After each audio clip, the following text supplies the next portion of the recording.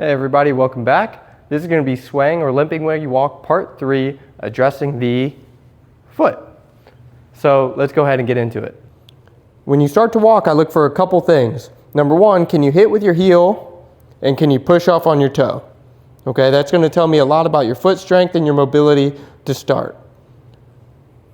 Now, what I start to look for is when you hit with your heel and you load into the foot, does your ankle start to give in a little bit too much compared to the other side? Is that arch falling flat down, leading you to have that arch fall in, which may allow the knee to fall in and the hip to fall in. Now, as you walk, some degree of ankle movement is totally acceptable, as it should.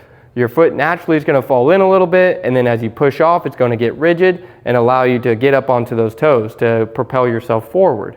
But the problem is if this side's falling in all the way over here, while this side only falls in this much, it can cause a limping style of gait and can create pain or problems that you're already having. When I'm looking at the foot, I'm going to look to see if you do have an arch, or if you don't, that's okay too. There's a lot of people who have flat feet, so don't be discouraged by that. That's a normal thing. But when you are unloaded, sitting down, and your foot looks like this, but then you go to stand up, does your foot still look like this, or does it look like it's fallen totally flat? Is it supporting itself naturally here in the arch? Have you found yourself needing arch supports for many years and you can't seem to overcome it, or can't find the right amount of arch support to help your foot not have pain? Well, naturally, we're going to have a big arch supporting muscle that sits right in here, and it's called your posterior tibialis muscle, and it runs all the way up the leg this way. And so that muscle comes from here and runs down behind the ankle a little bit underneath the arch into the tops of the feet. And so that muscle is going to help you contract that arch muscle right in here, and it's going to help push off and accept the load as you put weight onto your foot. This seems to be a big issue with people who have chronic plantar fasciitis or Achilles tendon issues or foot pain, is that they don't really have the strength of this arch to support themselves. So to take this test another step forward, instead of just standing, are you able to stand on one foot? Naturally here, we're going to be unbalanced. Our foot's going to waver, and our ankle's going to do this. But is your ankle giving out so much that it comes down and the knee comes down and maybe your hip even comes inward and you can't really seem to balance yourself, all because you're having foot problems, not the knee or the ankle?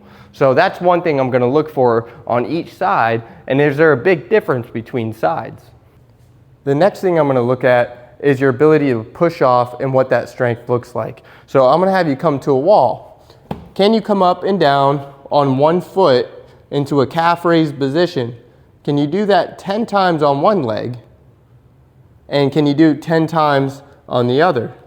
Does this feel symmetrical, or is it painful? And can you get that heel as high up on one side as you can get onto the other? I don't want just a little baby heel lift. I want a nice full muscle contraction that gets you nice and tall. That's going to inherently tell me a lot about your ankle strength and your ability to push off as you walk.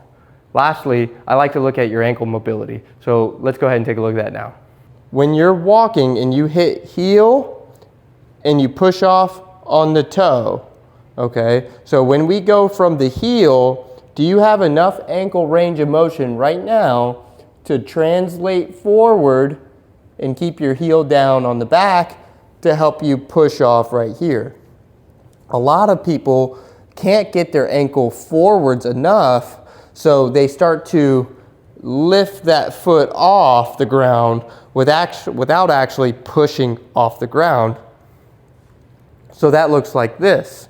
They'll hit and then they lift, instead of hit and push off.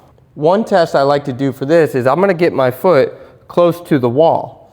Can I go ahead and bring my knee to the wall at the same time as I leave my heel down, which is going to show me that I probably have enough ankle range of motion to walk normal. Or if you can't, maybe it's an issue that we need to address.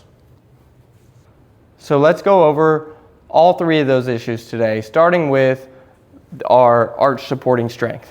So if your foot is here, can you raise your foot up towards your nose, kind of looking at the bottom of your foot and back down.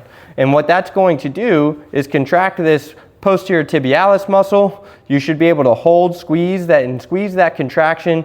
Feel the muscle coming from the arch up to towards the knee, here like this, as you roll that foot inward. And the goal is to point down and come in, hold a couple seconds, and let's do 30 reps like this.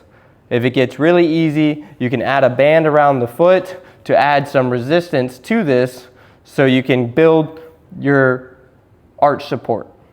Next, I like to start with our calf strength. So if we can't do the single leg heel raises, can we just come up on 2 legs just like this? Very simple, but very underutilized exercise. Performing 3 sets of 10 to 15 reps here is really nicely. And then what you can do is, as you get better, you can work on going to a few reps of the single leg position just like this. Lastly, we need to address that ankle mobility. Do you have enough range of motion to allow your foot to go forward so you can push off nicely? So all you're going to do is you're going to find a wall, stretch your legs out, and what I want you to do is put this foot back far. Make sure it's nice and straight and keep the heel down. And now you're going to lean this knee forward as far as you can, and you should start to feel a big stretch right here in the back of the leg. Hold this, like I said in my last stretching video, 30 to 60 seconds. Should be a nice low intensity stretch. Take a break, and maybe you do this again. And what you can do is switch sides. Keep that heel down back here and bring that knee forwards, leaning into that stretch. Ask yourself, where do I feel this? It should be right here in the back of the calf. Okay, so go ahead and give some of those tests and exercises a try. Let me know what you think in the comments. Please subscribe for more, as I'll be posting more content to help you age confidently with your balance, strength, and your mobility. Thanks for following.